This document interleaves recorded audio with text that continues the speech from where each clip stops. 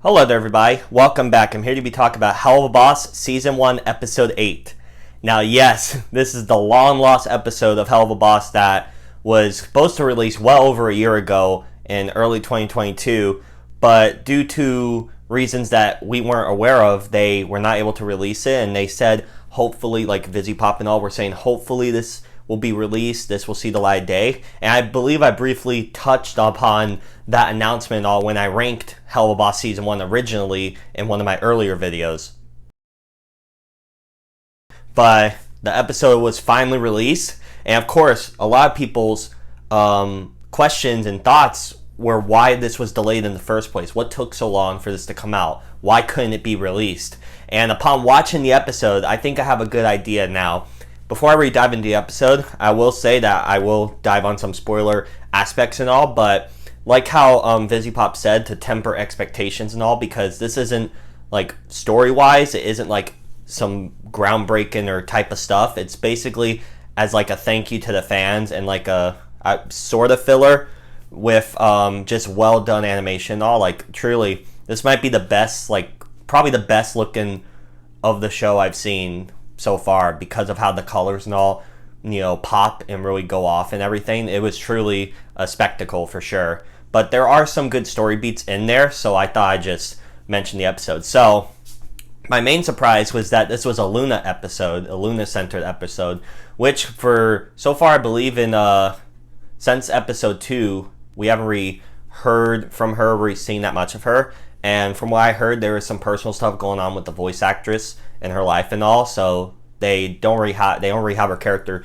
do much. So that's just theories and all, but this was made a long time ago. So they have a Luna Center episode where, back from episode 3, where one of those hellhounds that she met with Tex actually invites her to that party that they, you know, foreshadowed and referenced earlier on in the season. So she's at that party, and you know, she's wanting to be with Tex and all, but she sees that his girlfriend is none other than Kesha, who plays this character, Queen Bee, who I believe is one of the 7 deadly sins, like one of the main demon characters that are in charge of one of the reigns of hell, being this, I believe, is the Gluttony reign. You have Osmodeus, who was in the previous episode, the Ozzy's episode. He's another one of them. And a bunch of other types of characters. So she's obviously really powerful and all. And you would think watching the episode that she would be a jerk and just evil and all that. And honestly, like, I didn't think she was that bad at all, personally, with how she acts and stuff. Like, she seemed pretty chill. But I gotta say, her design, VisiPop and the entire team that works on this stuff, like, they're really good at designing these characters and how they look and play out in the shows. And this character design looks really cool, and I really like how Kesha, like, because it kind of comes full circle, because one of the main things, from what I believe, that started VisiPop really getting into the spotlight and all was that animation video that she made of that blue furry wolf creature thing, which is the Dai Yun music video, which is basically a fun, you know, animation that she did off of Kesha's song Dai Yun. Which, like, to have Kesha in here to kind of, you know, close out season 1, kind of come full circle in a way, I thought that was pretty cool. And Kesha, she doesn't sing in here, which is, I thought was weird, but it kind of makes sense because apparently Kesha, as we've heard in the past 5 or 6 years or more, she's been going through a lot of legal battles and all with her ex-label company and stuff. So there's a lot of interesting stuff going on there. And she wrote the song, she plays this character, but she doesn't sing it. So my theory is that's part of why it took so long, was because of the whole Kesha drama with everything going on there.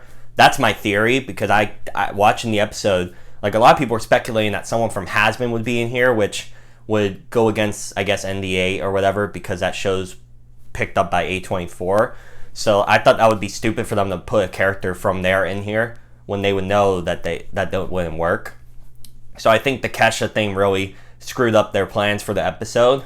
And honestly, like, it's a nice episode and fun and all. There isn't that much that really adds. Like, a lot of people were hoping that Blitz would call Stolas and talk to Stolas or something like that. But nothing like that really happens. But they do dive more into, like, Blitz is spiraling out of control. You know, he is home, you know, still being sad and all about the events of that Ozzy thing, which was literally, I believe, that night. So it was a rough 24 hours for him there. So he goes to pick up Luna because she's, you know, all sad and all that. The guy that she's into is dating, you know, Kesha's character. So, but then she's like, no, we'll stay. And then Blitz gets wasted, hammered, and he's, you know, it's not going well for him. He's partying, but not in the good way to party. And even Kesha's character, I don't want to keep saying Kesha's character, but it's kind of funny because I just can't believe she's in this show, and it's awesome. But she even lets Luna know, hey, you should probably check on your dad and all that. So after a little scuffle, or almost a scuffle, it was going to be really bad if something happened there. She eventually is like, okay, and she goes to check up on him and all that, and he's just doing more destructive behavior and all. And it's so frustrating because at the end, when, you know, they get home, there's that one scene there at the end was like really well done, where he's so, you know how like you have moments where you're either, you know, really tired and all, or you're really hammered and stuff, and you just can't really control your emotions and all that you don't usually show, and then you just let it out. Well, he sort of did that where he was saying, you know, Fizz was right, I'm gonna die alone, and all that sorts of stuff. And, you know, he's like, you'll promise you'll be there for me, Luna, and saying stuff like that. And I was like, damn, because I wasn't really expecting that. But that one scene added a lot of depth for me, for the characters there, because he never opens up or says any of that stuff to anyone. But in his drunken state and depressed state, he says that to Luna, which that scene like was just the cherry on top for me for this episode being great. Because yes, it was more like, as the creator said, it was very much a celebration for how far they've come as an indie company and how far they've come for this season and all, and that's terrific. But just that little thing there at the end, I was like, that's perfect. That's great. I'm real excited, and I'm glad this episode came out because you had, although it wasn't that much to really add for the story and stuff, because that's okay. Because I personally think the previous episode was so, like, perfection. Like, the Ozzy's episode was just excellent in so many ways. This didn't have to live up to like that, but the animation and all, and just the songs that were in there were great. And some of the character, like that final scene was great. The new character of, you know, Queen Bee, Kesha's character, was terrific, and not as how I expected, because usually these type of characters are jerks and stuff and just bad. But I mean, she was pretty chill. The whole ring, like this whole area where they were at, the party and all, looked gorgeous, and the colors and all really popped out and was really nice.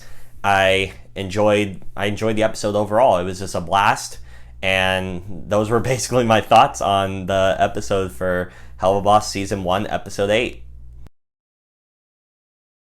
Again, yes, this episode was really fun. I'm glad they were able to finally release it.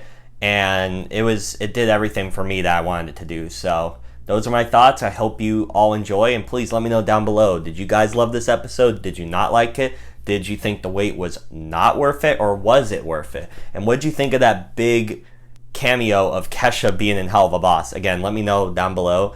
And thank you all so much for watching. And if you want to hit the subscribe button and the bell as well to get notified when I upload, that'll be great. And I'll see you all later. Bye.